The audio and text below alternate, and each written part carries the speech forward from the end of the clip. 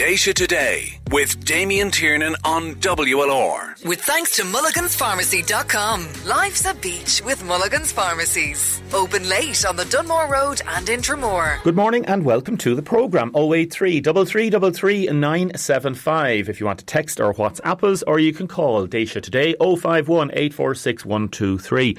I'm putting on my chirpy voice this morning, Mary, haven't I? Absolutely. Very chirpy, you know. I'm not pretending I'm tired in any way after spending a day up in Dublin with some great lads yesterday, and thank you everybody for a fabulous day. The Dublin-Kerry match, fabulous match, really good match. You watch it, Mary? I watched every minute of it. It was absolutely fantastic, and we have to say the minor match was excellent as well. Went to extra time, a good win for Cork, but I have to say the second match was absolutely... We were all biting our nails. We were on the edge of our seats. A fantastic match. And I think we're so lucky to live in a country where we just have so many fantastic sporting heroes. And we saw that yesterday. An amateur sport. And what they left on the field was unbelievable. And we're going to be talking to Gavin Whelan and others about that later in the programme.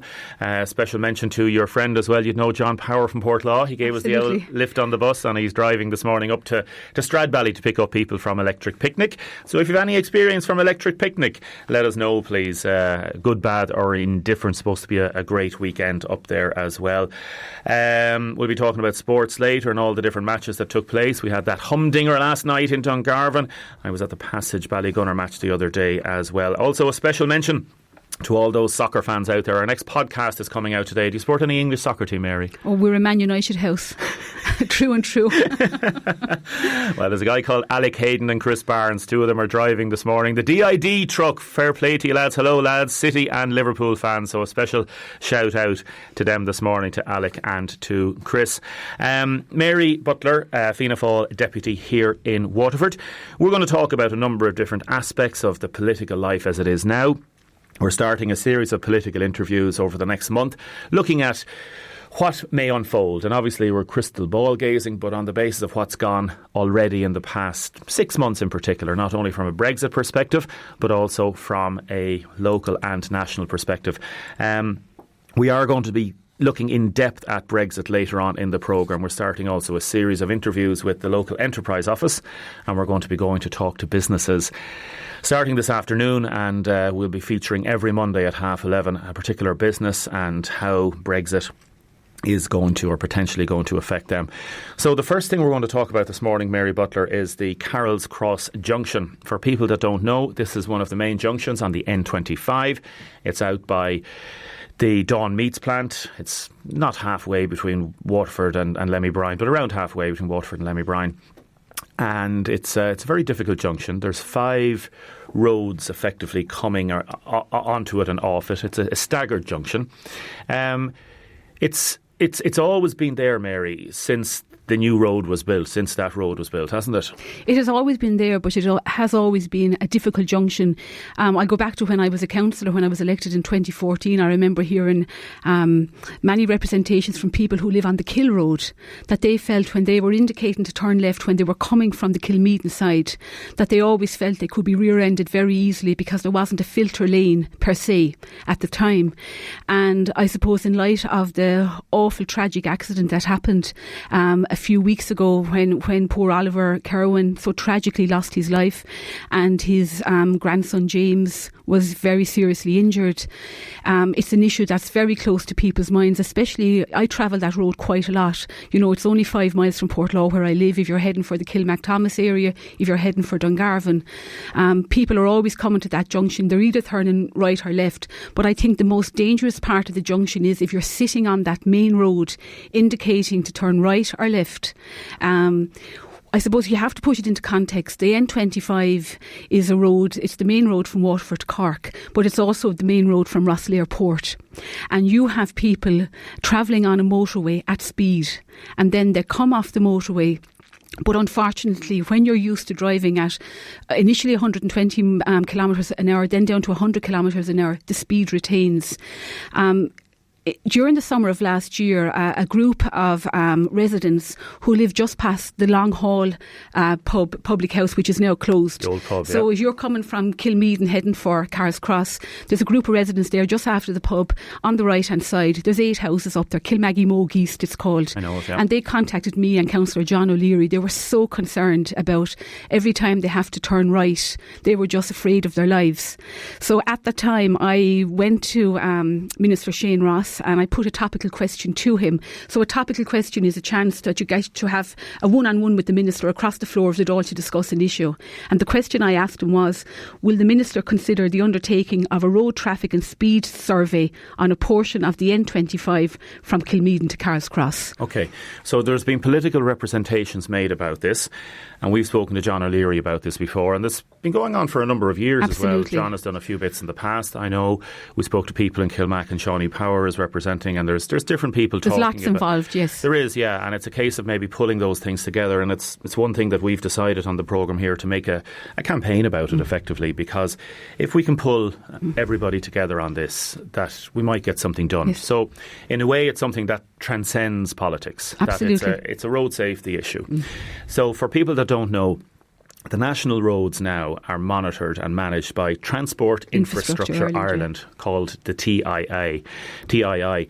That would be the old Roads Authority. Yes. And they are a group of civil servants. Yes. And they basically analyse road safety and changes that are necessary for roads, depending on a number of different factors and criteria. And politics can come into it, so they'll obviously get representations.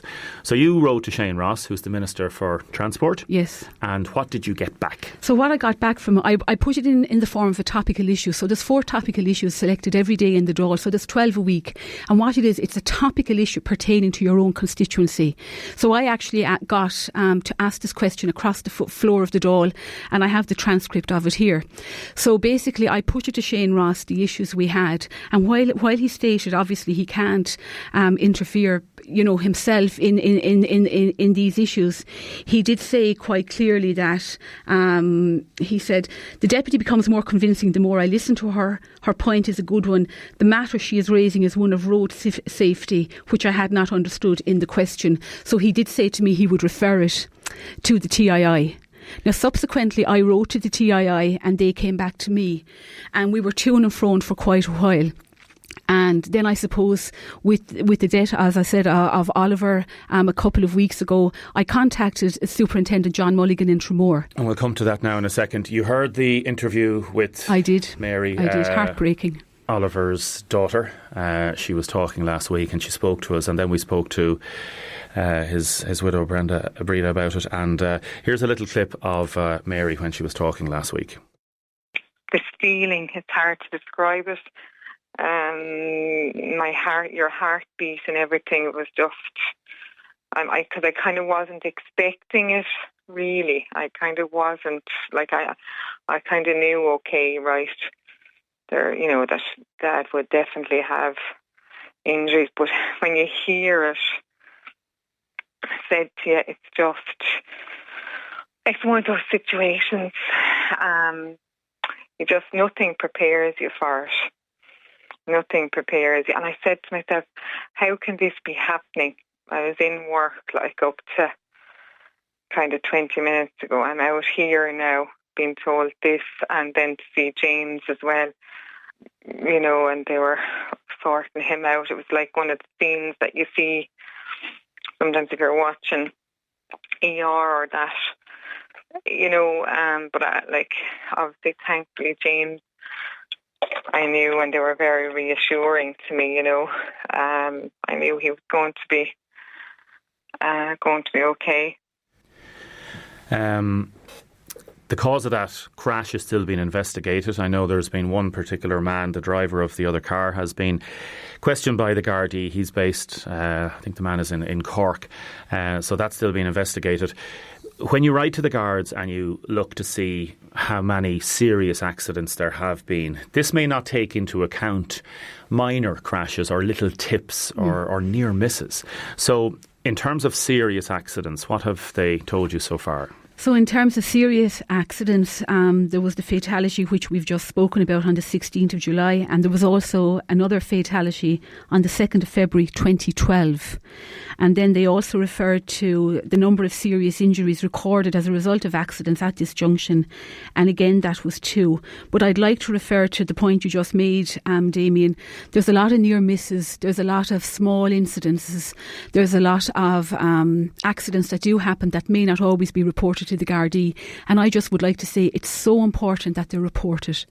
Because when the TII, and this is what the Minister said to me, that they would look, they would speak to the Gardaí, they would speak to the council, and they would find from them exactly how many accidents had happened on that stretch of road. You've covered in detail before the stretch of road at Piltown, and there's after been 11 fatalities, and they've had movement. But we don't want any more fatalities. We want this stretch of road, we want traffic calming measures on this stretch of road. I actually think we need traffic calming measures from Kilmeaden all the way up. I know you can't do it on the entire stretch, but we certainly need areas where the traffic can be slowed down. And traffic calming measures seem to be, like some people would say, they're going to be detrimental for traffic flow. That's not the way it happens. It effectively will force cars to slow down slightly. But you're still going to get to your destination. Absolutely. Effectively at the same time. Mary, the daughter of Oliver, said she's also written to Shane Ross, and representations have been made.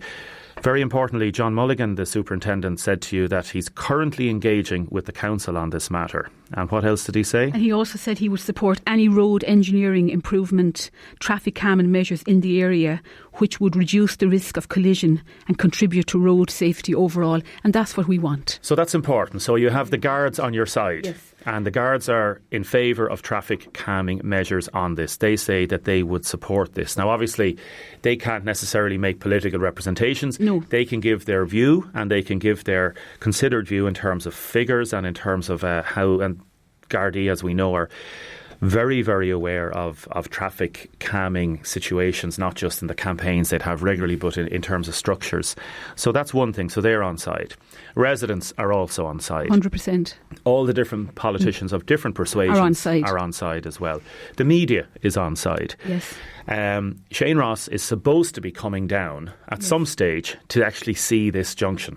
It wouldn't take an awful lot for him to say, tomorrow or next day or next week or whatever, I'm going to come down. Yes. It's only an hour and a half, 2 hours in Dublin. Drive down and have a look at it and make some sort of a headway in terms of where we go on this. Yes, absolutely. And I have written to Minister Ross, and I have requested that he would come as well. I suppose the last piece I've received from Transport Infrastructure Ireland was on the 19th of August. So this was actually posted to Leinster House, so I was a few days late picking it up because I'm only up there maybe once a week now. And basically what they're saying is thank you for your letter on the 12th of August. And what they finish with, the TII Regional Road Safety Engineer is currently liaising with the council regarding the location to which you refer. So there is something happening which is definite. But the one part I don't like is initially, the council told us that it's a matter for TII, but in this letter, TII say it's a matter for the council. Any proposals regarding safety improvement works are matters which are normally developed in the first instance by the relevant road authority, in this case, the council. In order for the TII to fully consider any such proposals relating to national roads, the road authority is required to carry out an analysis of the collision history at the location. That's why that's so important. Design an appropriate scheme to deal with the safety issues, carry out an economic appraisal, and then they will look at it. So the onus is back on the council again to do this. It's there in black and white. We've been in touch with the council. We're waiting a response from them in terms of this political toing and froing, because we've all covered stories like this in the past, and this idea of kicking the ball to somebody else for them to basically do something with it, it's so frustrating. Yes. So somebody has to take the ball and run with it. Somebody has to decide, right, let's do something about this. So the time for talking is over in the sense that we've had a death, and there shouldn't be a death. And again, we don't know if the junction is the cause of that death, because, for example, Pat has just texted in to say, in general, obeying the rules of the road and there'll be no problem. The problem is people driving that don't know the rules of the road. So you have this idea that, is it personal responsibility or do junctions come into it as well? Like, if you can make a place safer, it's safer for everybody. Absolutely. Like, as I said, I drive that road quite a lot. And when I come up from Portlaw, I actually don't go out onto the main road. I indicate to turn right and I go up the back road to Kilmathomas and then I come out. I don't like that junction at all. I avoid it at all costs. It's a dangerous road because you can be turning right, you can be turning left. And what happens is, if somebody is not familiar, they can be actually overtaking where you're indicating to turn right and left, and that's the problem. That text is quite right if people obey the rules of the road, but a lot of people don't know that stretch of road. They don't. James has texted, traffic calming is no use. What's needed? It's no use. What's needed at Carroll's Cross is a big roundabout like the one at Kilmeaden, and a roundabout is effectively a traffic calming measure as well. Bernie says, I lived on the road to Kill from Carroll's Cross and turning to the left is an absolute death trap. There are no slip lanes, so the cars are at full speed coming from behind you. I've previously raised this with Paddy Coffey. The council tarmacked the junction but never put a slip lane there. I drive the road regularly. I've always said, if I'm ever killed on that road, if I'm ever killed on a road, it's going to be at Carroll's Cross. That's an awful thought to even think of, It's an awful thought. And Damien, if I could make one further point, because when these people contacted me initially, they were concerned there was no filter lane, there was no arrows, there was no signage. I was coming from New Ross sometime last year, and from New Ross, as far as the roundabout in Waterford, there are 13 exits to the right and to the left, and every single one of them have a filter lane and an arrow, and I counted them. I had my husband tormented. I was counting them. He was driving as we were going along. And then the minute you exit the roundabout at Kilmeaden, the first exit to your right, there is no arrow. There's nothing to tell you that there's people maybe indicating to the right. So the delineation was carried out in 2015. Some of it worked very well, but in some areas it didn't work, and I definitely think it has to be completely relooked at. And in terms of cost, it's not going to cost an awful lot, because we're not looking at reinventing the wheel here. We're looking at a number of measures which can be put in place quite simply and very, very quickly. Another texter says you're basically pulling out onto a national road with a 100-kilometre speed limit. If you misjudge it, it's all over. Really hope that this is sorted sooner rather than later. Again, another person, all you have to do is put a roundabout on it, and that's it. Brainless people in this country. Whatever's done with it, something needs to be done. Oh, absolutely. You agree with that? And I think everybody's in agreement with that. It's to get it done now. And it's up effectively. The minister has to decide who is going to take this and run with it. Does he say to the TIA, right lads, go for it? There's no point in the council writing letters and another few months down the line. Let's get something done on it fairly quickly. We're going back out there this week and going to be talking to Emmett and a few other people, the residents out there, because it is such a serious issue. The most important thing you believe at the minute is to get the Minister, Shane Ross, down here. Is that it? I believe it's very important to get the Minister down, but I've also sent this letter on to the Director of Roads in the Council, because the TII are putting the onus back on Waterford City and County Council to come up with a plan, I suppose, for this area. And if we can come up with this plan and we can get it costed, hopefully then we can get the movement. But unfortunately, all these things take time and people don't have time. They don't have time. And it can be done, but it can be expedited. Absolutely. Can be expedited. Yes. Like within a month, you could have some initial traffic calming measures in place, depending then on what's going to be done in future. Mary Butler, stay with us, because I want to talk about all things political at the minute. I might even give you a hard time, will I? Is that okay? You might give me. That's okay. You might give me a hard time. Déise Today with Damien Tiernan on WLR. With thanks to Mulligan's. Did you know you can collect your Blue Club points online? See mulliganspharmacy.com. Number of people texting in. Damien, how long will all this looking into take? I think it's another case of as long as a piece of string. And as we've said with Mary and as we've said with other politicians on this, we want to try and get action on this. So, for example, another texter, the council could initially reduce the speed limit at Carroll's Cross. That could be an initial thing they could do. Very simply, put up a few signs and say down to 60 kilometres. Just slow down. And that could be done in the space of a day. Simple as that. So a lot of people texting in about that. Keep your texts and comments coming in. Harry McGee, political correspondent in the Irish Times, Mary Butler TD. He writes about Fianna Fáil. While nominally the main opposition party, Fianna Fáil's journey through the 32nd Dáil term has been a three-legged race. It's ankle-tied to Fine Gael for the duration. From Fianna Fáil's perspective, it's writ that Brexit will determine the budget and also the timing of our next election. Our focus politically will be on how well or badly the government is delivering services, says a Fianna Fáil strategist, on education, social welfare, housing, health and broadband. There will also be a stronger than ever focus on climate change. That's political correspondent Harry McGee writing in today's paper. Would you like to see a general election soon, Mary Butler? With the politics of chaos and confusion that we see in Westminster at the moment, I would not like to see an election before Christmas. I definitely think we will have an election next year. But I do believe at the moment, we can't even categorise what's going to happen. If there's a hard Brexit, and all the signs at the moment are pointing to a hard Brexit, unfortunately. We saw last week what Boris Johnson did. I think the word they used was prorogued. So he invoked this rule, he prorogued Westminster, which means that for 5 weeks during September and October, the Parliament won't sit to discuss Brexit.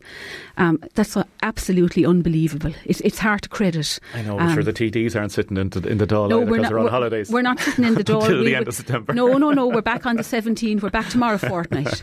And to be honest, I know there has been plenty of calls for the Dáil to be recalled, but we must remember one thing, Damien. Brexit is not of the Irish people's making. It's something that happened in the UK and in Northern Ireland, and that we have to deal with the consequences now. And I would have grave concerns of the consequences. I'm chair of the Oireachtas Committee for Business, Enterprise and Innovation. And for the last 3.5 years, we have spent so much time looking at Brexit, what may happen. And the one word that comes up over and over again, is the word is that people don't actually know what's going to happen. We're all surmising the whole time. We're all predicting, but nobody knows. Have you done enough as chairperson of that Oireachtas committee, and it's a cross-party committee? That's one of the reasons I raised this with you this morning. Have you done enough to make sure that businesses are ready and aware of the unknowns? Well, the Oireachtas committee can only recommend. And we have recommended many things to the minister. I've had 3 different ministers through that committee in the short space we've been there in the last 3 years. But unfortunately, if you were to check at the moment, the EORI number is required for any Irish company to import or export with the UK. Up to today, only 50% of all companies in Ireland have signed up for this. It takes about 10 minutes on the internet to sign up for this EORI number, and they haven't done it. Now, the Department of Business, Enterprise and Innovation put in place, they sell it as a kind of a grant so you can be Brexit ready, but it's not a grant, it's only a loan, and only 10% of the funding available has been drawn down. I know ministers and the government would defend their own publicity on this, saying that they have been out there trying to get people to do it, but would you be critical that the government hasn't been doing enough in telling people to go and do this? I would be critical from the point of view that an awful lot of companies are not in a position to take a loan out to be Brexit ready, whereas they may need grant funding to become Brexit ready. I'd be critical in that respect, and I think the figures bear it out, because only 10% of all monies made available has been drawn down to date. And a lot of that money was drawn down in the border regions where they're very, very concerned. I think finally the message is coming home to roost to us. Like there was predictions last month that, if there is a hard Brexit, and the signs at the moment unfortunately are that we're spinning towards one, that there could be 100,000 jobs lost initially before Christmas. You see, I suppose there's a lot of things that are out of our control. In Ireland? Yes, in Ireland. There's an awful lot of things that are out of our control. Like 2 years ago, the Taoiseach told us that there was a cast iron guarantee of a backstop. Cast iron guarantee, it was there. But that was when Theresa May was there, and on 4 occasions she went into Westminster, tried to sell the backstop and couldn't. Now we have Boris Johnson, who was the Prime Minister in the UK, and he wants, he just wants Britain out of Europe, and he is going to do it at all costs. So it's a very, very worrying time for everyone.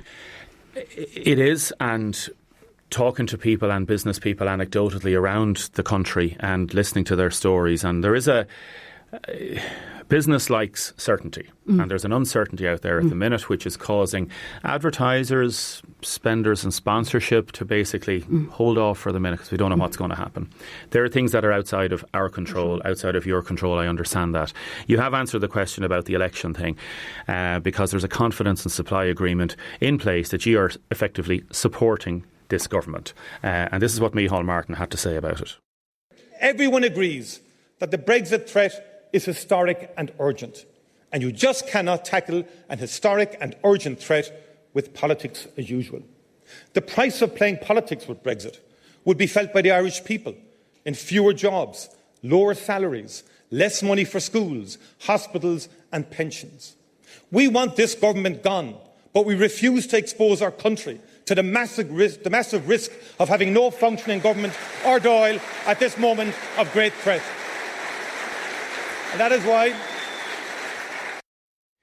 Micheál Martin there talking about the confidence and supply agreement. He says he wants the government gone. And then, as we've discussed before, and I know you like straight answers, because straight questions, because you like to give straight answers.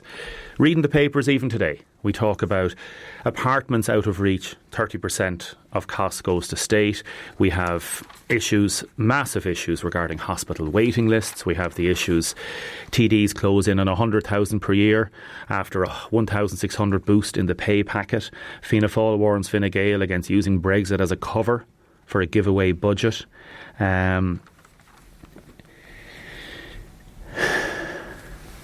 Are you going to support this government through these uncertain times, or will you decide that ye are the party that will make things better? OK, so I think Micheál Martin has spelled it out quite clearly. That was during his speech at her last Ardèche.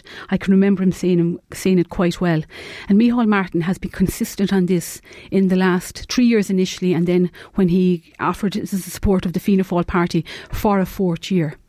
And we are at a time now where a disorderly Brexit will cause absolute chaos. It'll cause chaos for small and medium enterprises. We heard on the newspaper, we saw in the newspapers last week, there mightn't even be enough supplies on the shelves in the supermarkets. So Micheál Martin has been quite clear, and from the start he has said he doesn't want to see an election until 2020, and there is no reason for me to believe otherwise. So all those issues of hospital waiting lists and people on waiting lists this morning, and the unemployment rate in Waterford, not great. You're telling people they have to suck it up? No, I'm not telling people they have to suck it up. You know, I suppose we can go back to 2016, and people don't want to be listening to a history lesson again, but on 3 occasions Micheál Martin went into the Dáil and wasn't able to form a government. We put on the green jersey then, which was very, very difficult. It has proven more difficult during the 4 years. If Brexit wasn't there at the moment, would we be supporting Fianna Fáil government? No, we would not. A Fine Gael government, you wouldn't. Sorry, a Fine Gael government. No, we would not. Because how can you? At 7 o'clock this morning, I was reposting something from the WLR Facebook page about the amount of people on trolleys in UHW last month. I'm dealing constantly with Fair Deal. I'm dealing constantly with older people. That's my brief as well. And it's so hard. It is so hard. But at the same time, we've had other political parties who sat on their hands. We have no government in Northern Ireland. We have stagnancy up there. And when you stop and think about it, where we have chaos and confusion in the UK, we have given some sort of comfort, I believe, and some kind of security that we're all wearing the green jersey. This is for Ireland. But that effectively does sound to me as a suck it up, lads. No, I'm sorry, we can't do anything about this. I know, I can see your frustration. I know where you're coming from, Deputy Butler, but I can see this problem that people have in their own lives and their own experiences. And they look and they say, could there be something better? Well, you have to look at it like this. When we supported Fine Gael in a minority government in 2016, the Irish people were after coming off the back of 4 regressive budgets, one after the other. Correct. Now, from from whence we supported them, the budget changed. It was no longer regressive, and the ERSI will back that up. That was the first thing we did. We looked for more supports. We brought down the pupil-teacher ratio. We can stand over that. Last year, we made sure that the budget going forward was in relation to affordable and social houses. Now, the government delivery on that is still extremely slow, but we have to hold the government to account. I still regard myself as an opposition TD, and every day of the week I will hold the government to account in relation to all the issues we deal with. Is it easy? It is certainly not. But at the same time, there would no one thank me, or there would no one thank Fianna Fáil in the morning if we went to the people at the moment when we have the threat of Brexit looming on the 31st of October. Are you Fine Gael light? Absolutely not.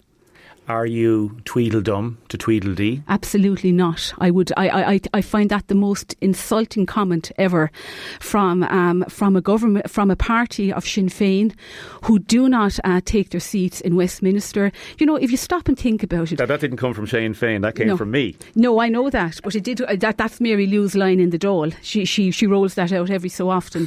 But when you think of it, does she annoy you? Does she? No, she doesn't annoy me. She's actually a very nice person when you meet her outside of the Dáil. 56% of people in Northern Ireland voted no to Brexit, right? So what we have at the moment is the only representation the Northern Ireland people have, the 56% who voted no, are the DUP. So we have a situation where there are 7 Sinn Féin members of Parliament who are sitting on their hands up there, and they're letting the DUP dictate what's going to happen to Northern Ireland at this most vulnerable time. They have explained, and I'm not going into the abstentionist policy, but in terms of the economic policies, a lot of people from different parties would say that you are Tweedledum and Tweedledee. You're very, very close to we're not. Fine Gael. You're like brothers and sisters. No, I don't accept that for a minute. Part of the one right-wing family. No, absolutely not. Fianna Fáil are not right-wing, far from it. There's nothing wrong with being right-wing if you want to be right-wing. No, and I would be far from a right-wing person myself. I would see myself as a centre party. Centrist. And a little bit left of centre. And that's where I would see myself. And that fits in with Micheál Martin's analysis of where Fianna Fáil should be also, and it's working in the opinion polls. It's working in the opinion polls, but what I will say about Fianna Fáil TDs in general, and myself, and a lot of people mightn't agree, and you won't get agreement from everyone, we work very hard on the ground. And, you know, I pride myself on having 2 constituency offices, one in Waterford City and one in Dungarvan, that are open on a weekly basis. And I pride myself on having very good staff and always trying to help people as best you can.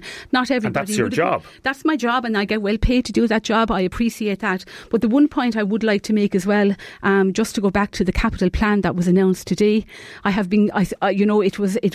it was the last question I put to the Taoiseach in December of last year before the Dáil went into recess. It was the last question I put in July to the Taoiseach: when will the capital plan be published?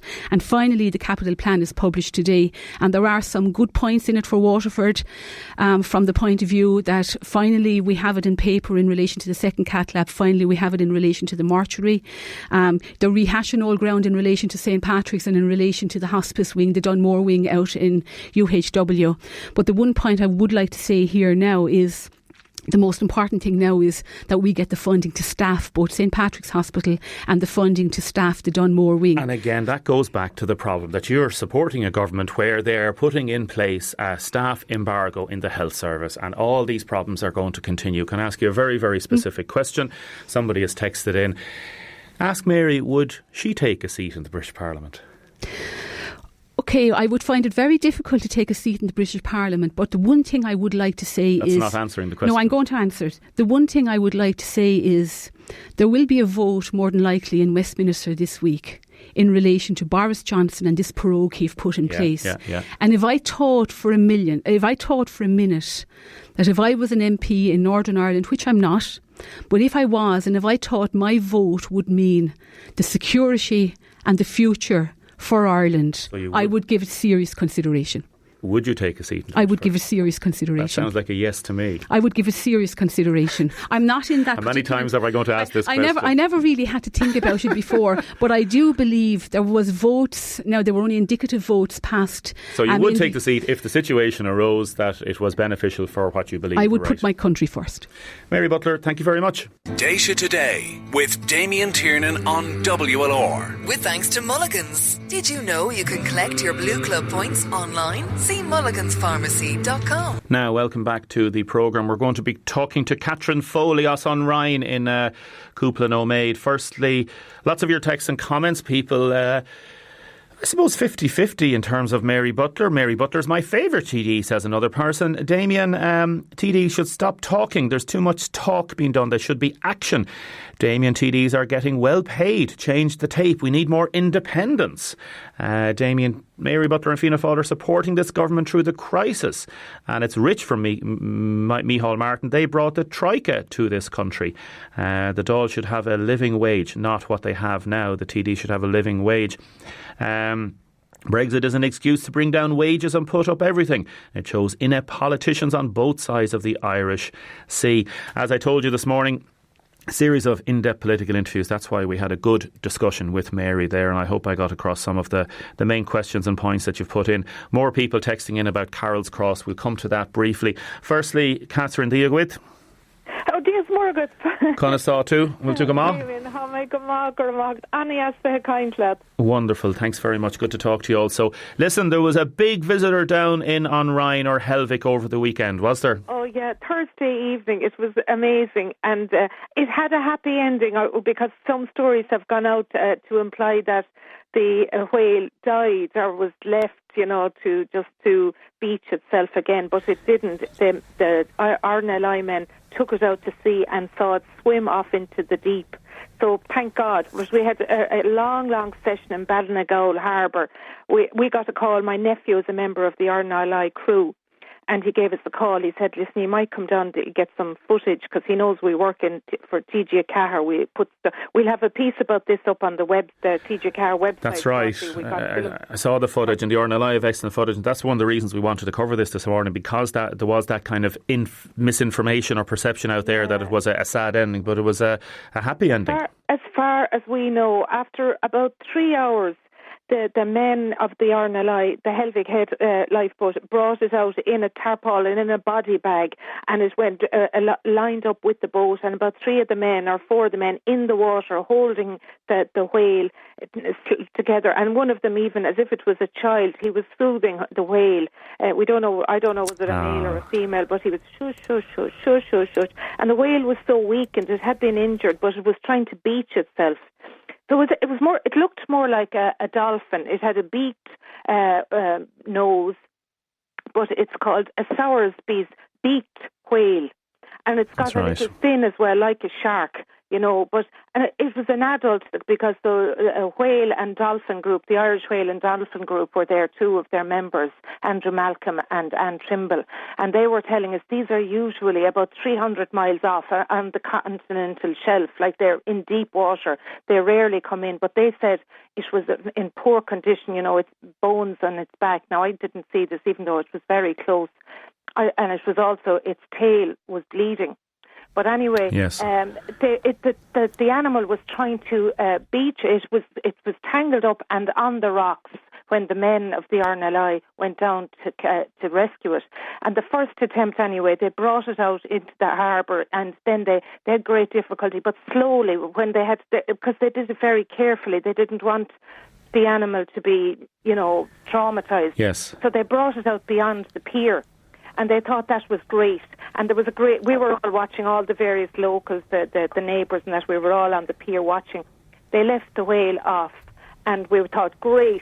And the next thing, didn't it swim back onto the rocks, the very same place, as if it was going and one of the fishermen who was watching, Richie Walsh, spoke to the RNLI, and he said, look, it's trying to go west. That's its instinct. You'll have to bring it out beyond the bay, outside the bay. So that's what they had to do ultimately. They had to go through the whole thing again and get the whale on board in this body bag and tie the body bag onto the side of the boat and steer it very, very carefully out of Ballinagall over towards Helvick, slowly past Helvick, go on onto the cove, and there's an island off the cove. Then they brought it out beyond the island so that the animal was pointing west, so it would go. And my nephew said, the minute they let it go out of the body bag, it went deep and went west. So it did get out. It did. Now, we don't know what happened in the end. No, but as far as I know, and as you say, talking to the fishermen there, it is, thankfully, it's gone off on its merry way. Catherine, you got to praise the fishermen as well, the likes of Richie, and they know they can. They know how these things work, don't they? They do, and they're so good. I mean, all of them, and they were in the water about maximum, I'd say 4 hours, but some of them 2 to 3 hours. Paddy Welsh, Christopher Whelan, Pat Devereux, Alan Kelly. One of them, Roseanne took a still off one of my pictures because we were. Saw that, yeah. The whale was right there, and Roseanne put it up on the internal. She's a member of the RNLI fundraising crew, so she put it up on their internal WhatsApp group. And one of them said, "Could my son take it to school the next day?"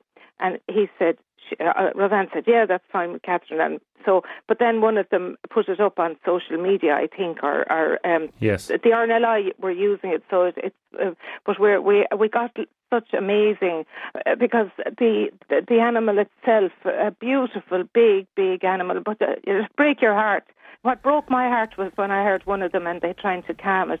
Yeah. It was so moving to see these grown men in the water with this animal trying their utmost to save it. It is, yeah. Catherine, come away and just left it there lying, and kind of given up and thought, it's going to go beach itself anyway. So it's a Sowersby beaked whale. And thankfully he or she is on his merry way. Listen, a young adult, as far as the whale watching people said. Catherine Foley, author, and thank you so much, and broadcaster. Thank you so much for joining us this morning from...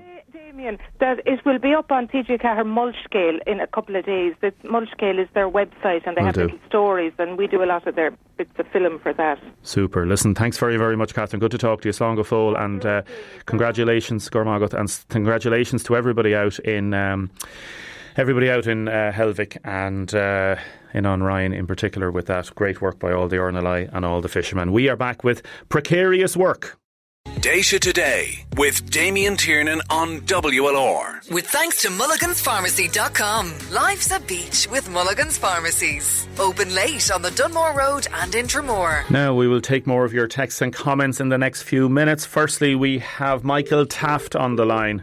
No, we don't. Michael is just gone. We'll try and get Michael back there now in a second. He may have line is just broken up. Firstly, we're going to get a couple of comments from different people about the issues we've been covering already.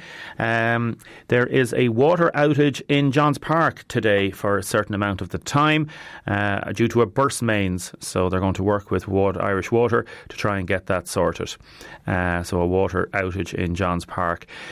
Caller rang incensed listening to the suggestion that Minister Shane Ross should have to come down and look at the road. We've an engineer in Waterford and the local knowledge should have ensured the junction is made safe years ago, and that's what should be done now. A concerned resident in Carroll's Cross says there's also a school bus that takes that junction. My children take it, as well as trucks coming out of Premium Butchers.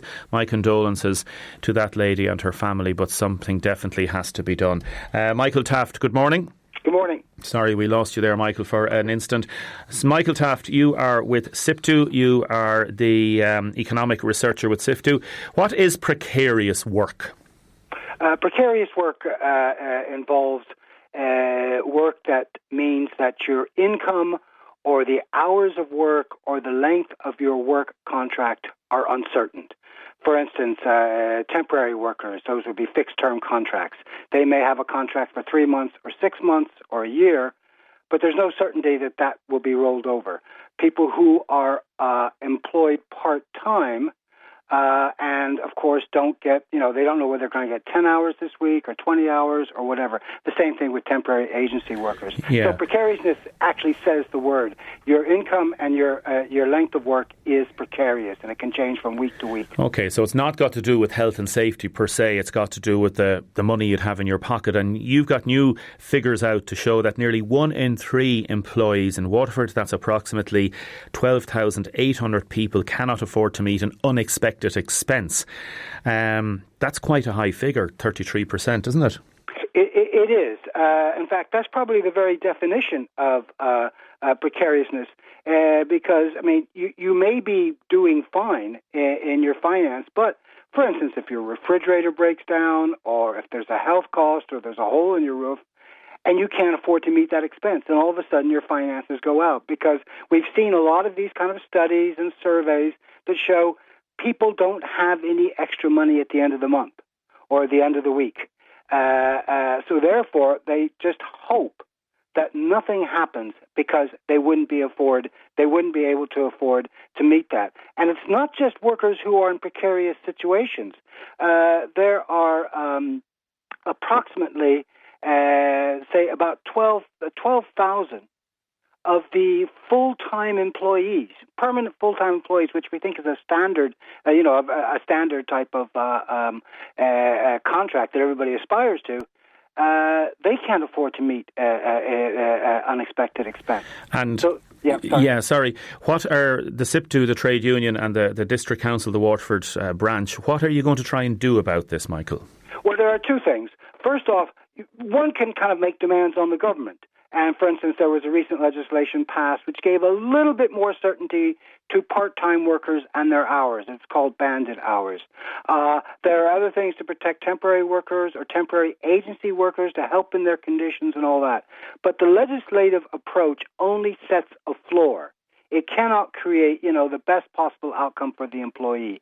The best way to achieve that, and what's been shown in other European countries, is through collective bargaining. That means that people join a union and then bargain collectively with their employer through the trade union. That means those issues, sometimes they can be very small issues regarding precariousness, but those issues can be addressed at the workplace level. And are these figures not an indictment of the current weak state of trade union representation in Ireland? Well, no. Don't forget the data for the numbers of people in precarious work. This is a European phenomenon. That's the first thing. I mean, this is not just something unique to Ireland. Though actually, Ireland is a bit more extreme. It's a bit in a worse situation. And again, sorry for interrupting you, Michael, again, does that not show, like I spoke with the head of the NBRU about this the other day, that the unions, like you'd obviously want to be feeling a lot more at the table with government and arguing these points, that you're being kind of kept outside of the loop. And again, these figures are, I ask the question again, an indictment of your lack of bargaining power. Well, the trade union movement in Ireland has to up its game in terms of recruiting more people. That's why we're holding meetings like on Friday to inform people of the situation in Waterford. Also to inform people that if you are a member of a trade union and if you bargain collectively, your wages will be higher than if you weren't in the union. You will have better working conditions. When you do like-for-like comparisons between those who are in workplaces that have a union and workplaces that don't, the unions have unionized workplaces fare much better. But let's also get back to this. We have some of the weakest collective bargaining legislation in Europe. Throughout Europe, if a proportion of workers want to bargain collectively, they are given that right by law. Here in Ireland, we don't have that legal right. You know what workers have to do? They have to go out and strike. They have to go walk up and down the pavement in front of their workplace. And that is.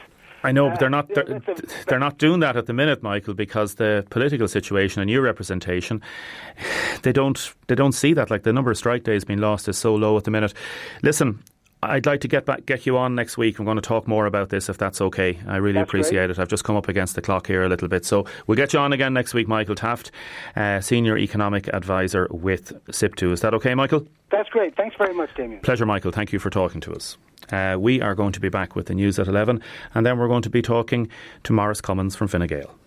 Déise Today with Damien Tiernan on WLR. With thanks to mulliganspharmacy.com. Life's a beach with Mulligan's Pharmacies. Open late on the Dunmore Road and Intramore. Now we've got two men in the studio talking all things hurling for a minute. Gavin, how's it going? Not too bad, Damien. How are you? Good, thank you. Gavin Whelan, our sports correspondent. Maurice Cummins, good morning. Good morning to you, Damien. Maurice, tell us about your love of sport. Oh, I love all sports, so I do. They're from hurling to soccer, naturally, there as well, racing. You name it, I like it. Golf, the whole lot, even though I don't play it. But, Did you play I'm a sports fanatic, so I am. Did you play any junior soccer in your days? I played a lot of junior soccer with Hibs. A one-man club, so I am there myself. I only played with Hibs and went on to the administration end of it with Hibs then, and fair play to involved. And I played football with Ferrybank and with De La Salle in Ireland. So there you are. Plenty hurling and soccer and that in me, De La Salle, do you think they'll be a little bit worried about playing Mount Sion in the next in the semi-final, Gavin? Well, I don't think anybody would want to be playing Mount Sion. They were very impressive winners last night. I mean, it's a great draw. There's a great rivalry there between De La Salle and Mount Sion. Some classic encounters down through the years. And one thing I think about going into is Mount Sion will never fear playing De La Salle. I know they've beaten them before in big knockout games. De La Salle, obviously, tough battle yesterday against Roanmore. That will probably stand to them. They'll probably enter as slight favourites. People saying they are the one team that's probably fancied to maybe match Ballygunner. I'm sure Dungarvan will have a thing or two to say about that. But two intriguing semi-finals, and let's start off by saying what a great weekend of hurling it was. Great atmosphere, and the atmosphere in Fáil last night. And the gates were good, and that's what you want: competitive club hurling championship action, and I think we got that the weekend. Maurice, Mount Sion won't fear De La Salle. They won't, and De La Salle won't fear Mount Sion either, I can assure you, Damien. So, that's true as well, yeah. So that makes up to being a good game there. But I don't know many in a row are Ballygunner going for it. Going for stage. 6, yeah, I was going for 6. Yeah. Well, Kerry stopped 5 in a row, so well, they stalled maybe De La Salle or somebody else will stop. They've taken the wheels off, but the wheel is punctured. But I think it's been they're working on it today now to fix it. It will be hard to see him not winning it again there, even though Kerry put up a great performance, I think there. Just on that, the football, unbelievable match, wasn't it? Absolutely, yeah. Glad to see you survived your own bus trip back to Galtier as well, so which is good to see you're all in some fettle this morning anyway. So fair play. And John Power. Yeah, I really enjoyed it, Damien. Watch it, like the atmosphere and what teams put into it, and the fitness levels, the aggression, the pure drama, particularly going down the home straight. And that was just on the bus with Jamie Cullen. Well, you'd get it with Jamie anyway. There's no doubt about that. I could vouch for that myself. But it was when people are saying, did Kerry miss the boat? I don't think. I think Kerry have a lot to going from in the replay, because they went to Dublin, they took on a 5 in a row chasing team, they answered a lot of questions, brought a great level of intensity and aggression to it, and areas to work on too. The Kerry bench, I think, had more of an impact than what the Dublin subs had. You know what I mean? They alleviated Brian Fenton's dominance in the middle of the field, so all these things are going for Kerry. Now, you have to remember as well, Dublin played 42 minutes with 14 men, following the dismissal of Johnny Cooper there, which I thought was correct. Speaking with the refs hat on here, I thought David Goff, to be fair, I thought he had a very good game overall. There's a lot of bit controversial, that he shouldn't be reffing the game because he's living in Dublin and working there, but I thought he contributed to it. I thought he was excellent. And speaking of the bench and benches on teams, Ballygunner's bench again very strong. They took passage for 16 points of a victory. They still look favourites in the senior championship, so they're going to be up against Dungarvan. As you say, had a massive result last night against Abbeyside, and that'll be an interesting tie. It'll be brilliant.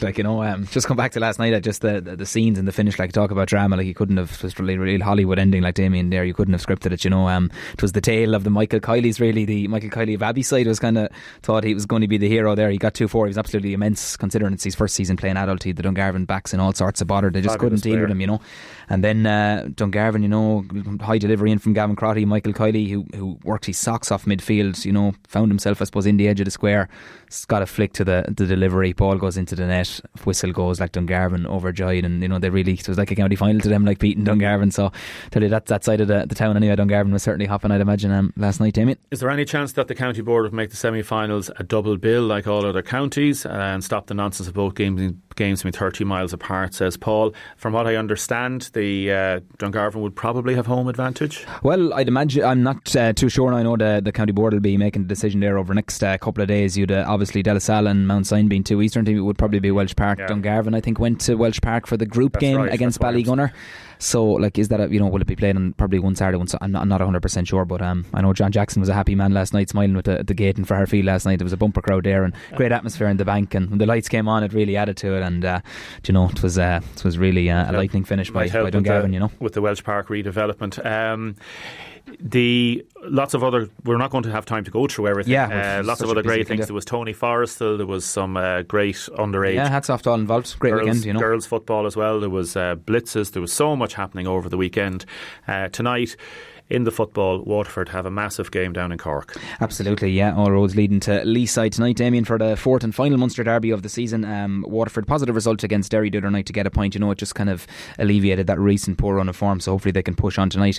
Cork have Neil Fenn as their new manager. He didn't get off to the best possible and best start last weekend, beaten 4-2 by Sligo, so I'm sure that result will give Rinn and the lads confidence. I think they're without Zach El-Basedi this evening due to the international call, which I know Reynolds wasn't happy about that, and like he was also actually talking about the fixture scheduling, where they play this Scottish competition they're in on Friday night. The FAI Cup game against Dundalk has moved to Monday week. Kids are back in school, it's alleviating the crowd.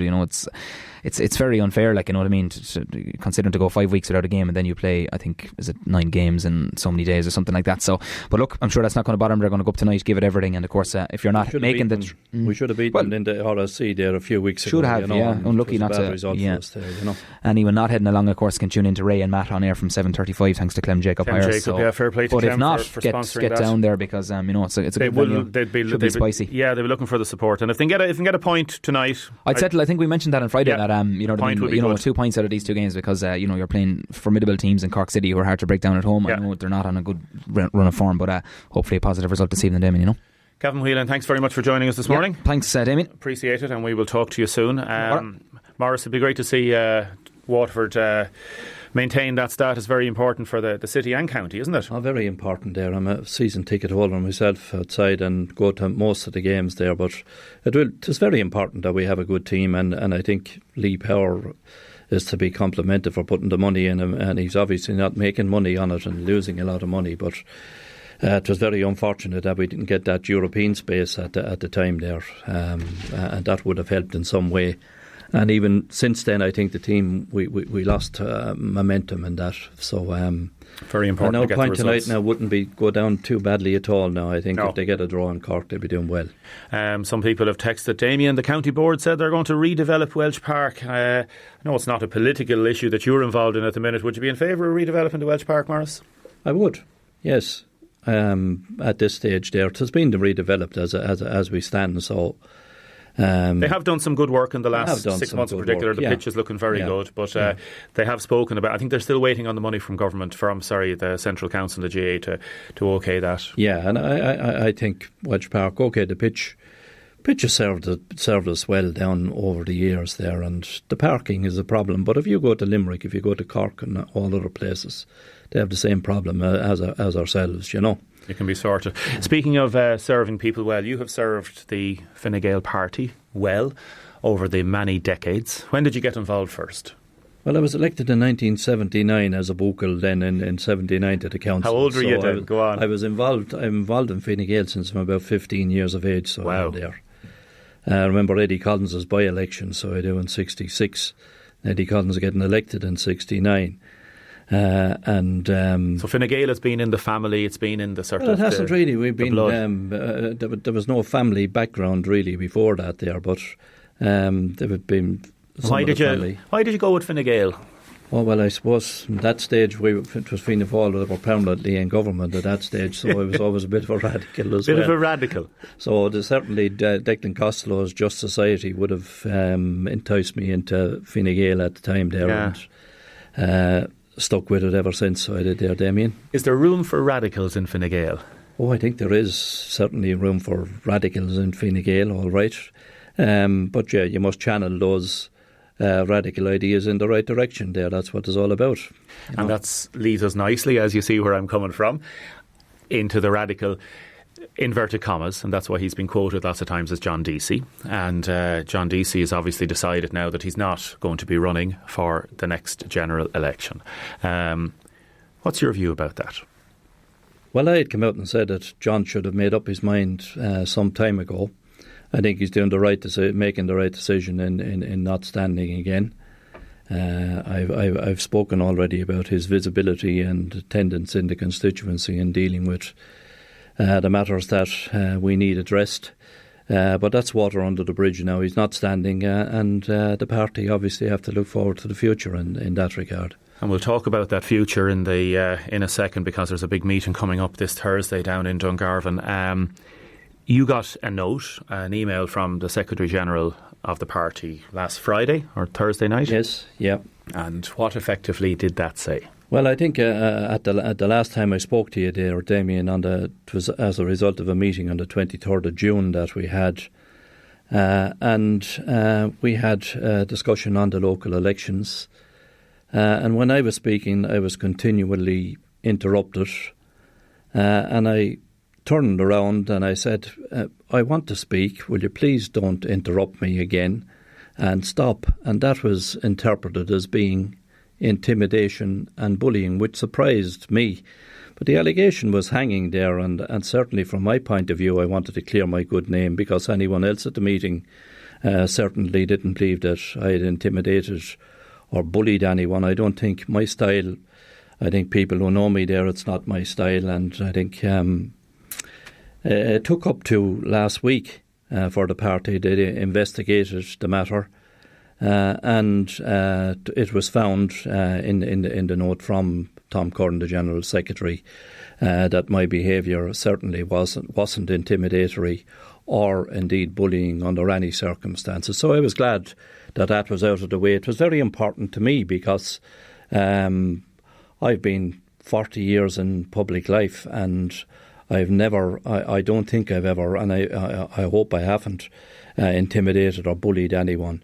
You'll have the rows with opposition and within your own party, and you'll shake hands afterwards and so on. But certainly I wouldn't be one that would be associated and would abhor bullying in any forum. You're not just a local councillor in the past. You also have been a senator and leader of the House. So you have seen many political jousts over the years, and you're quite experienced in handling debates as they happen. So you could distinguish quite easily between somebody being even aggressive and somebody having a political shot at somebody. There's a difference, isn't there? Of course there is. There's a complete difference there. It's the same as there's the same really as hurling matches there or soccer matches there. You can have a go at the fella there, and they might be out of verbals as well. But after the game you shake hands there, and I don't think that could be classified as bullying in any way there as such there.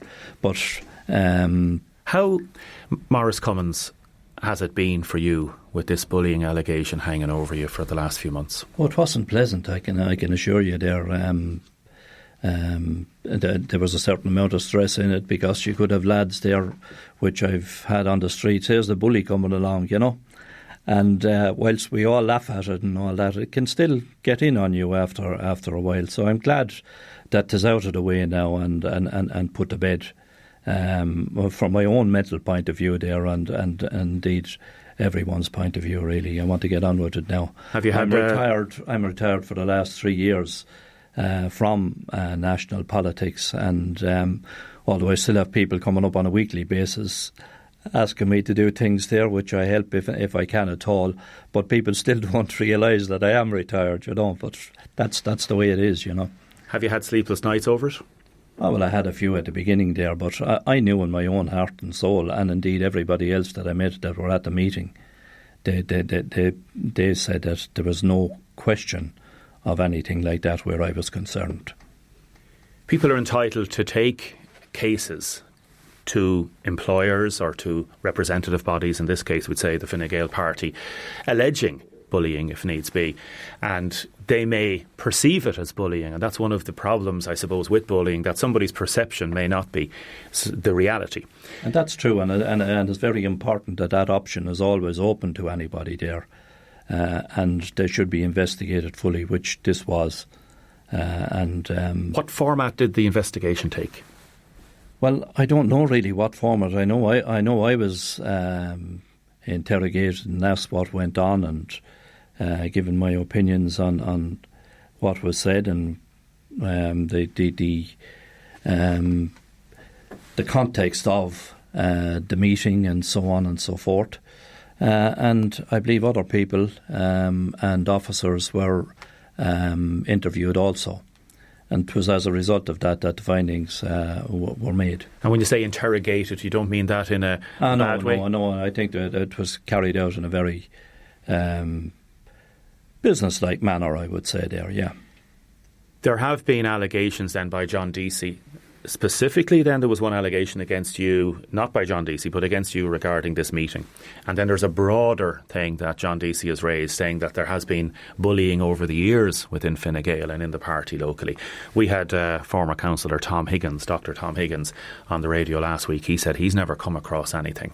Was that investigated as part of this, or was this just... No, I think this was done just this issue. Just this issue that on the broader meeting. issue, and... many people are still scratching their heads as regards what those allegations are, because in all my time, I can't remember instances of bullying. But I'd be interested, and they should be investigated if there is an allegation there. But I don't know what they are, and many other people who regularly attend meetings are just wondering what they are really too, you know.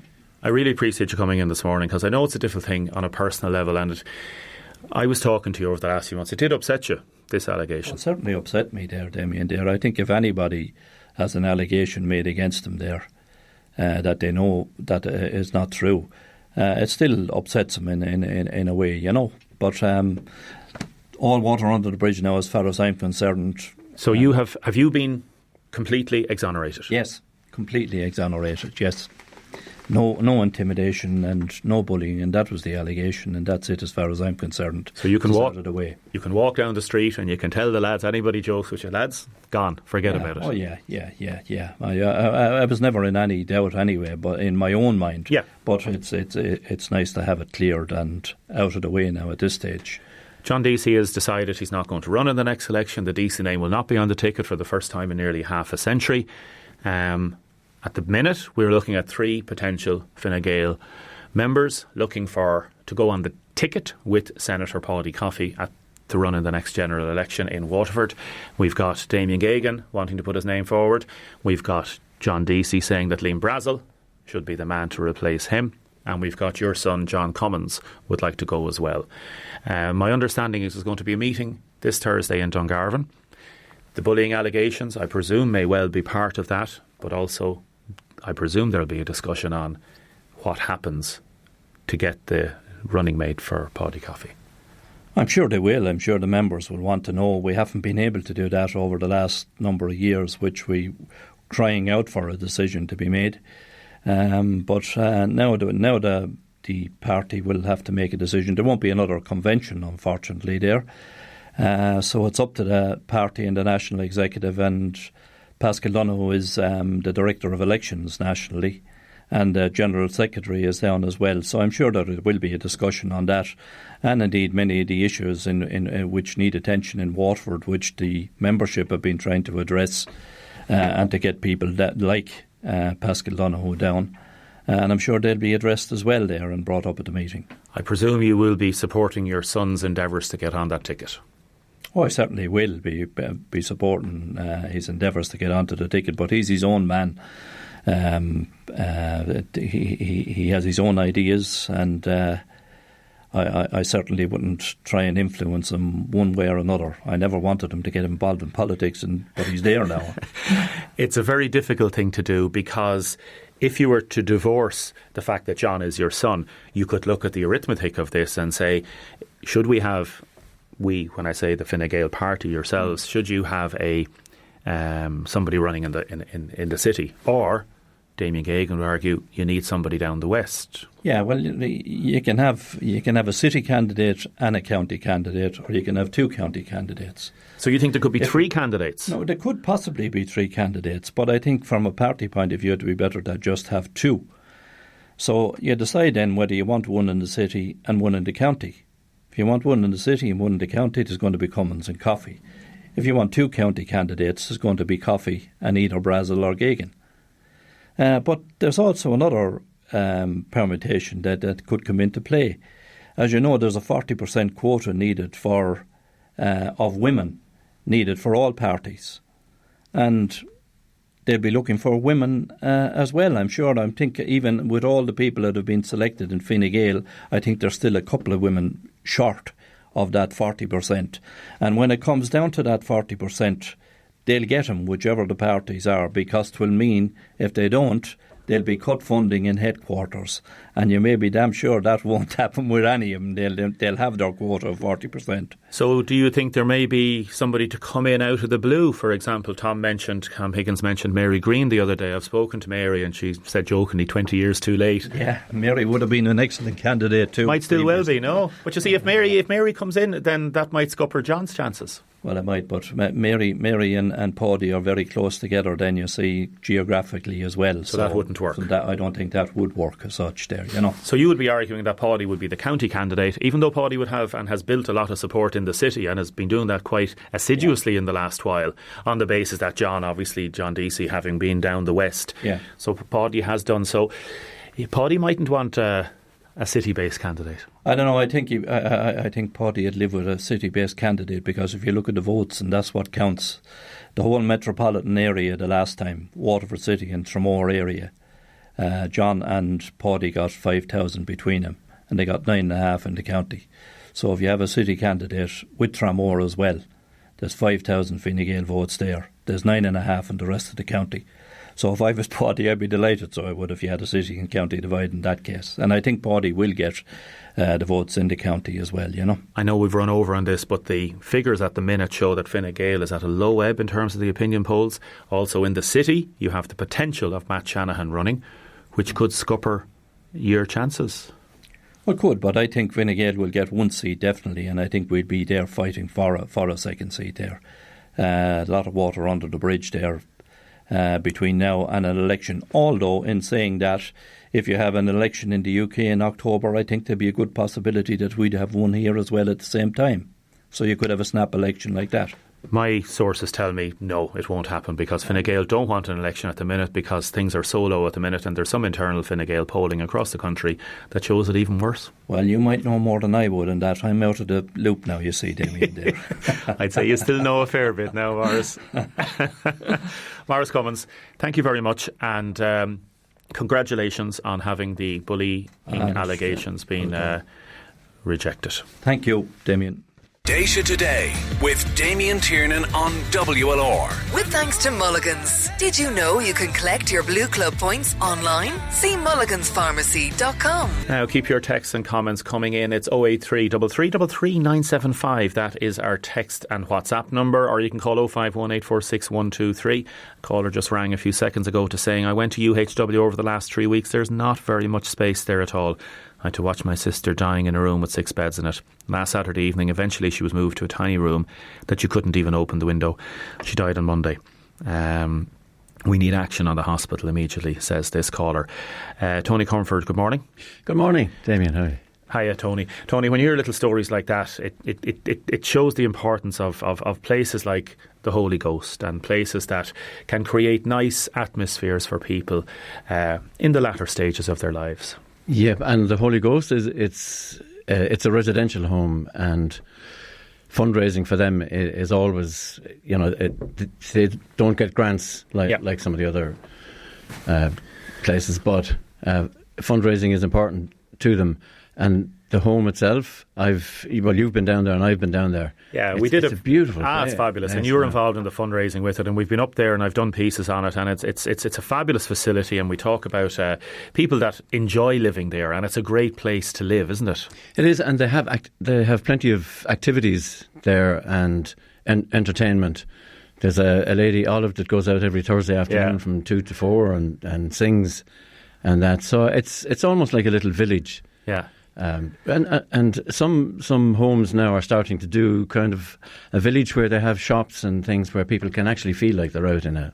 And we're going to be doing something on a CC House as well, which is another great facility, because Waterford has got some great places where people do an awful lot of work for helping people, and there's a great community atmosphere there, not just in the city but in the county as well. One of the things that we helped promote on the programme recently was this fabulous concert that took place out in Dunmore in the Haven Hotel, and thanks to everybody in the Haven for helping with that. And Paul and Carroll, Sharon and Jamie, all in the Haven, put an awful lot of work into that. And for people that know you're involved in Brass and Co. and different musical expertise over the years. Yeah, it was...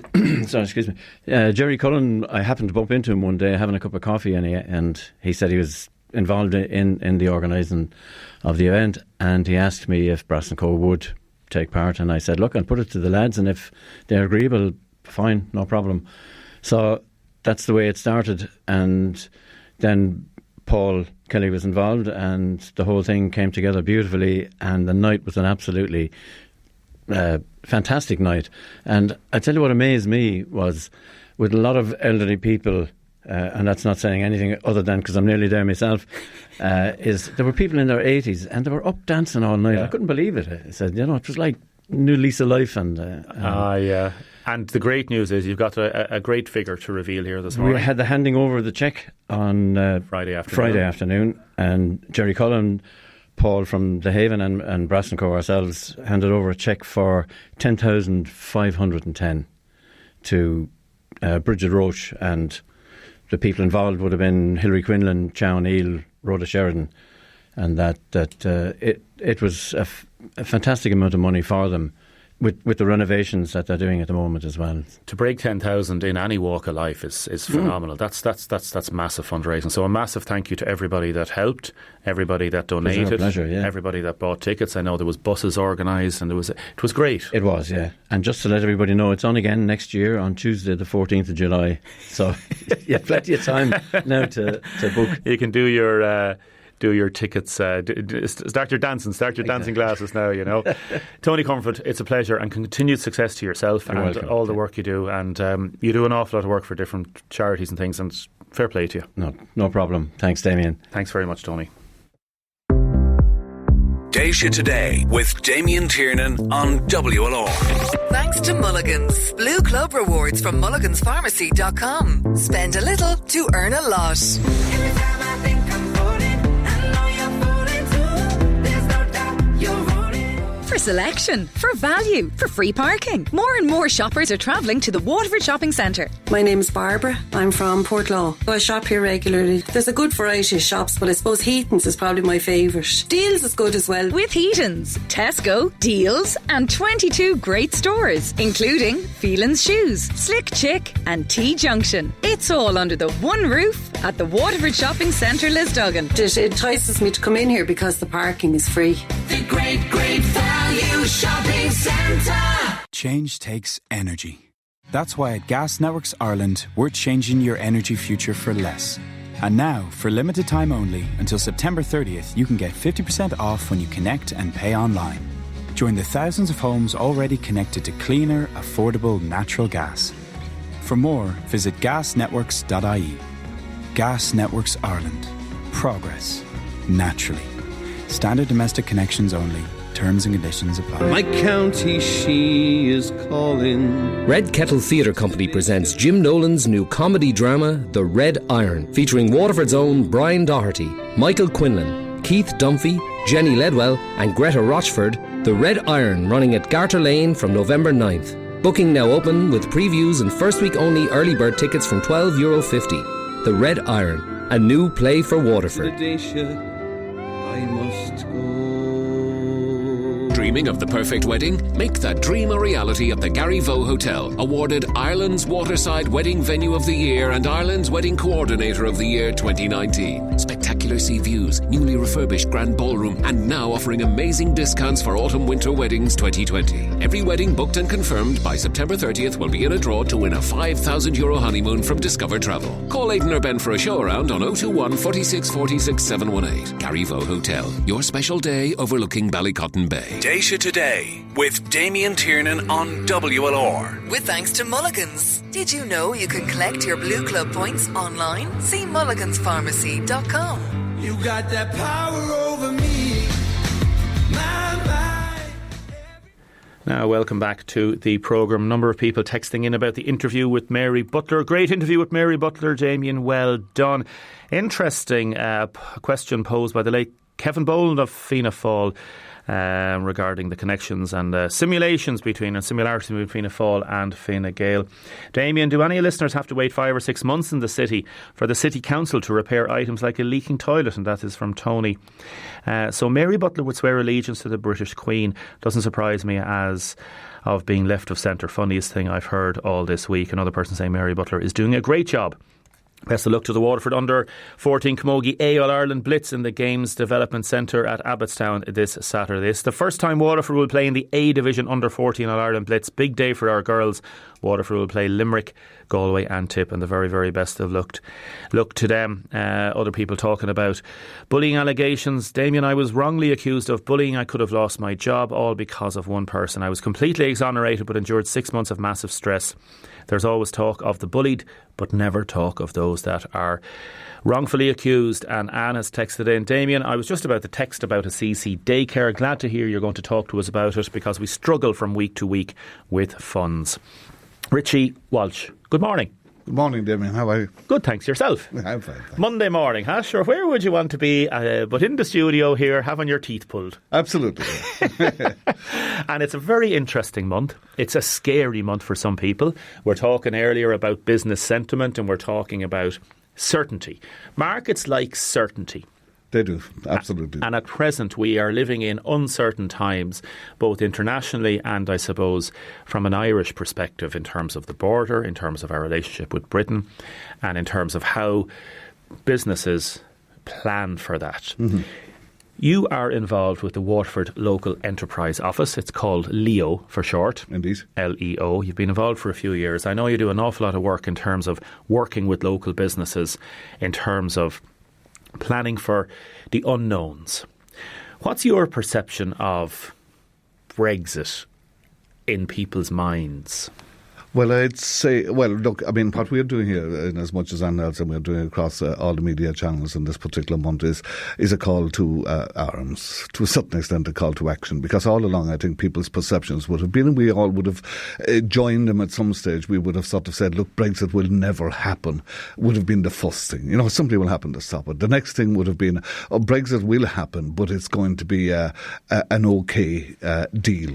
Brexit, and things will be of such a nature that things will be okay. But I think people now are coming, without necessarily being over pessimistic, I think the feeling is, okay, look, I think now maybe we may and should take a little bit of action to ensure that even if the worst happens, that we sort of mitigate as much as we can. It's like kind of, what we're saying is, make your New Year's resolutions now. And for the next month, do you know what? Start engaging with processes and supports and people to look at your business in the context of Brexit and say, look, is it going to be affected? And if it is going to be affected, can we do something about it? On this programme and in the station, we agree with you. It's a very, very important topic. And with that, we've got together with you to we're delighted with that partnership. To have a partnership approach to this from a public information perspective, in terms of trying to get the message out there that people should be aware of what might happen and how you plan for that. So nobody has a crystal ball. We can't see. No. So what you look at, you look at the different permutations, just like you would going into a football or a hurling match, that you look at how things might play out, and you have tactics and different formulations to approach that. Yeah, look, it's like, God help us, it's like the football game yesterday. I mean, none of those teams would have prepared for that game with the assumption that they were going to have the game won with 10 minutes to go. I mean, you've got to be ready for the tough grind. You've got to be ready for things to change and permutate as well. And what we're saying to people is, look, at the very minimum, do the minimum. Which means, in my mind, talking to people. It means going in the door, lifting the phone and sort of say, listen, I'm not certain how things might work out here, but you know what? Have you got anything that might make things easier for me should the worst hit the worst, or whatever it might be? And that's the one thing that we're saying to people is, give us a shout, for God's sake. We have people to help you. What we are offering more or less to everybody is a mentor. If they want one, we give you one. That's the very minimum. But there are financial supports, there are what I call there are training supports, there are grants, there are vouchers, there's a whole range of things depending on what sector you are. But the primary thing that you've got to do first, talk to us. And once that talking has started, then the actions can start. And any business people listening to this morning, literally type in Local Enterprise Office Waterford on Google. There's also a phone number they can ring. Absolutely. Yeah, the best one is 0761 102905. We have a specifically appointed business advisor within our staff. He's David Welsh. He's a lovely fella. He'll do the best he can for you, and if he can't do it himself, he'll find somebody from Enterprise Ireland or from one of the other agencies or from our own mentors or whatever. But what we're saying to everybody, regardless of the sector, whether it be our core clients in manufacturing or international, but also retail, hospitality, anything, what we're saying to everybody in Waterford, let's be up there and be as ready as anybody in the country when the time comes. Give us a shout, call in, and we'll serve you. We'll find somebody for you. So what we're going to do is this afternoon I'm going out to a business. I'm going to be talking to that business person and the family that is involved in that business. We're going to be talking about how they're going to look at a different approach to it. Over the next 4 weeks, we're going to deal with this at around 11:30 on every Monday for the next 4 weeks. So we'll have 4 different specific examples of businesses and preparing for it. And people can be quite honest and say, I don't really know what's going to happen. So there's 4 areas we're going to look at. Give me a broad outline in terms of what areas do you think people should be aware of? Well, it looks like that the primary areas that potentially can trouble people, and people are saying themselves that they need a little bit of help on, would be the whole area of, first one is customs and tariffs. The second thing is about supply chain management, where they get their raw materials from, where they get their ingredients from, whatever else it might be, is it from the UK or through the UK perhaps. Third thing then is the whole area of certification, whether it be service certification, and it's about standards, I suppose, and the different standards that apply potentially apply in a post-Brexit situation. So that we need to make sure that we can export and we can import as we're required to do so. And the last area is about money management, basically. It's about sort of potential exchange rate transactions and everything that goes with that, and the whole element of cash flow. So they're the 4 areas that we'll be concentrating on. And what we'll do is on the programme here, we'll concentrate on the specific areas regarding specific business needs. We will then have yourself and other people in to talk expertly about it. And we're also then going to do a podcast with somebody who is even more in-depth information to give that out to people. And we're going to be running this across, obviously, the airwaves, and we're going to be running it across our social media, our Instagram, Facebook and our Twitter accounts, and through the website, and drive that information craving that, I suppose, even now after the summer holidays and because of the political situation in Britain, and it's evolving as we know this week, we have to be ready. Yeah, it's like, on a personal level, I was in Belfast yesterday. I mean, I love the border the way it's been for the last number of years. You just go across it and you don't see it. But you know what?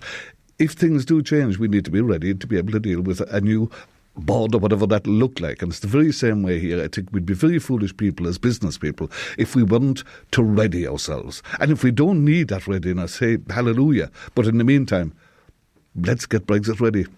A call to arms. Richard Walsh, thank you so much for joining us this morning. Thanks, Damien. We will talk to you later in the week and next Monday morning. Coming up, a lot more of your texts and comments, and also one of the most successful schools in Waterford. Déise Today with Damien Tiernan on WLR. With thanks to mulliganspharmacy.com. Life's a beach with Mulligan's Pharmacies. Open late on the Dunmore Road and in Tramore. Now we are joined in studio by Brigid Mitchell and also by Kieran Foley. We're going to be talking about one of the most successful schools in the county in a second. Firstly, a couple of brief mentions. Damien, could you please send happy birthday greetings to Joan Hallisey from Portlaw, now residing in the Mooncoin Nursing Home, who turns 100 tomorrow, from all her family and friends. That's from Carmel Nugent, her daughter. Happy birthday, Joan. Hope you have a great day. Congratulations.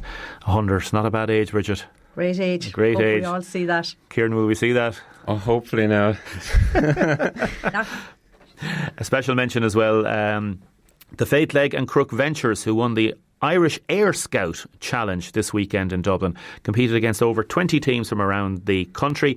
Team led by Lydia Keating and Misha Doherty was there, Ben Philpott and Jack Foley. So well done to everybody there on that.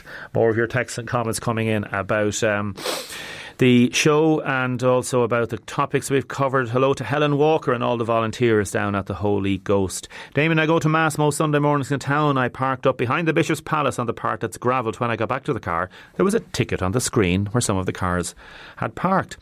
No parking signs in that area off the main thoroughfare. I spoke to the traffic wardens, said surely you're not putting tickets on cars on a Sunday. He said only if they're parked in a disabled space or in a double yellow line, which does not apply. We're going straight away to appeal this, and this is not a good thing. This is not the right way to go about situation in Waterford in parking. That is in from Michael. Michael, you should appeal that. Definitely have a look at that and see what the story is, because that's again, if there's no signs there, you wouldn't know how that would apply. I actually don't know myself. Kieran? No, actually, yeah, I'm in the dark on that one. I'm not 100% sure, but definitely it's worth looking into. It's worth looking into. Yeah. A series of investigative journalistic reports now with the Munster Express. Kieran, you are a reporter with the Munster Express. You're also a former student of the fabulous school that is St Declan's Community College. And Brigid, you're a teacher out there. You've put together a special committee to organise the 50 years celebration later this month. Tell us about it, Brigid. I suppose St Declan's began 50 years ago, 1969, and 50 years later we have 752 students as of last week. It started because of a demand, obviously, for a secondary school in the area, and it started relatively small but strong, and it has just grown fabulously. Now we have fabulous parents, I suppose, and community around Kilmathomas who send us their children. You know, a school is as successful as the students it gets in. St Declan's has been extremely lucky to have had fantastic leaders.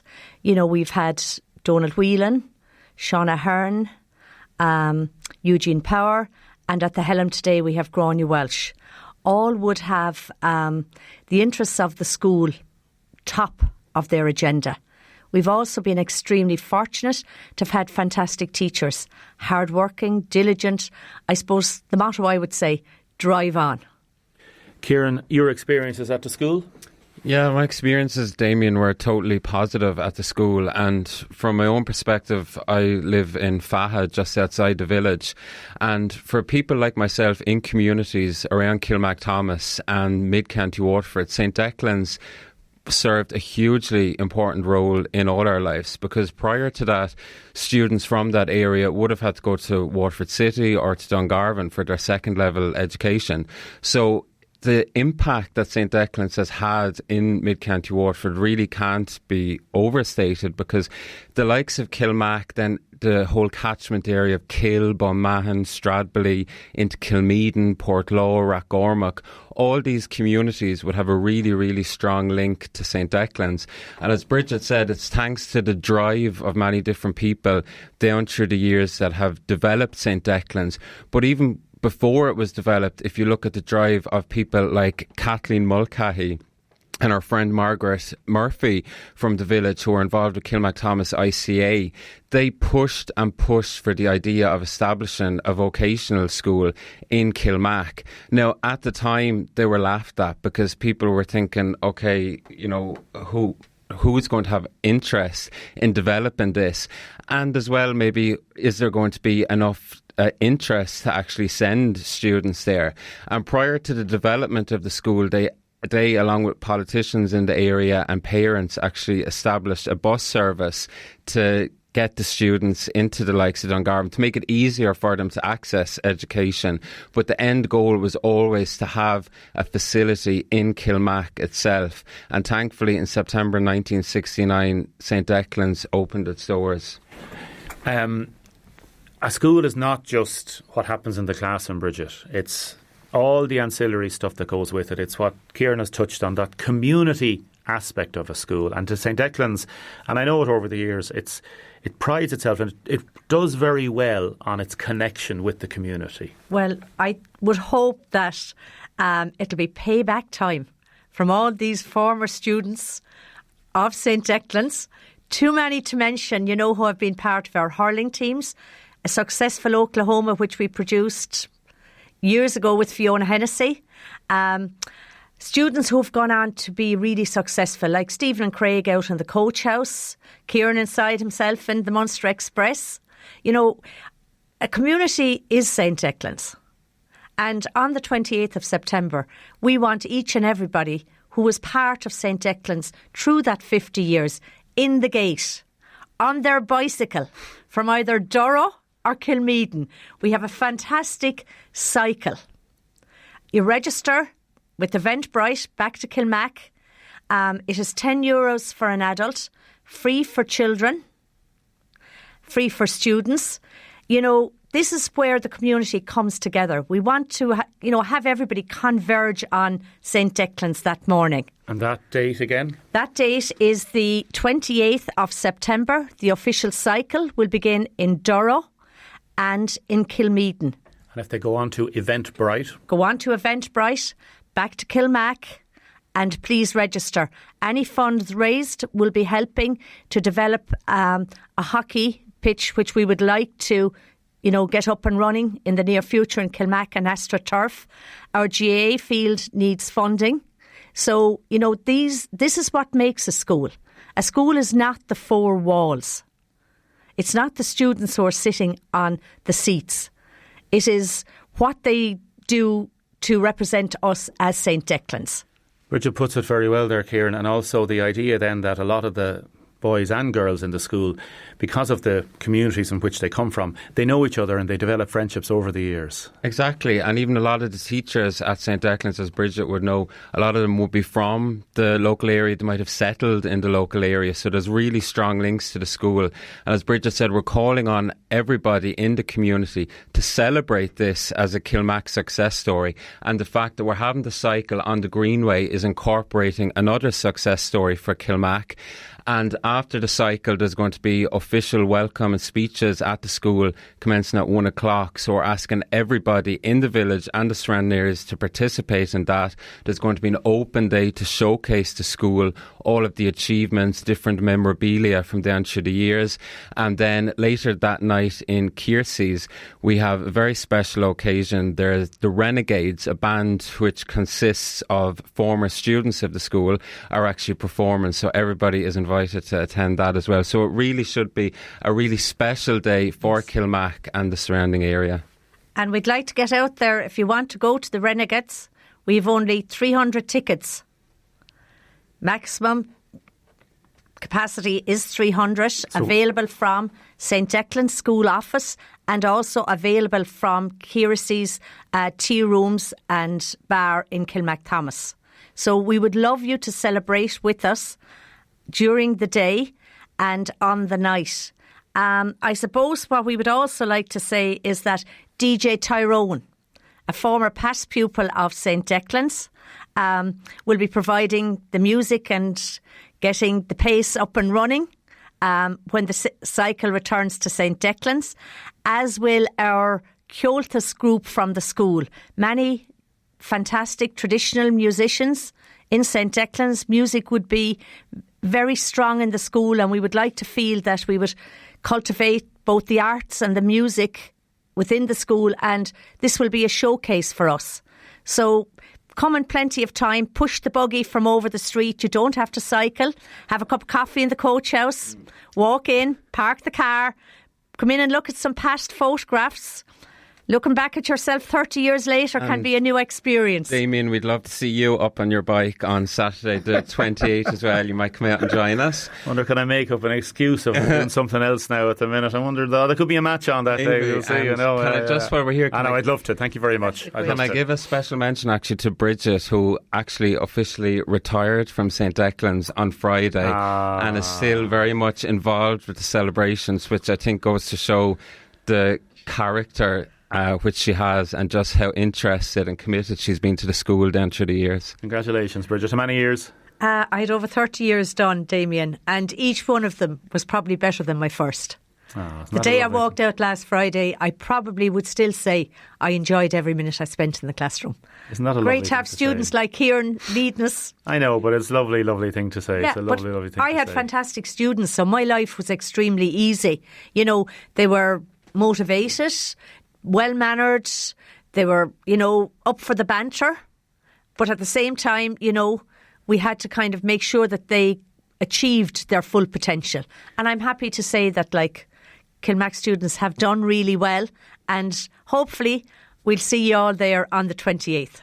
Get more details, obviously, on the website and through the school, and we'll put up some on our website. Social media pages. Listen, congratulations. We'll talk to you on the day itself. We'll get out there and we'll talk to you about your retirement as well. And congratulations and happy retirement. Now you're blushing. Kieran and Richard, Damien. thank you so much for joining us. Thank you.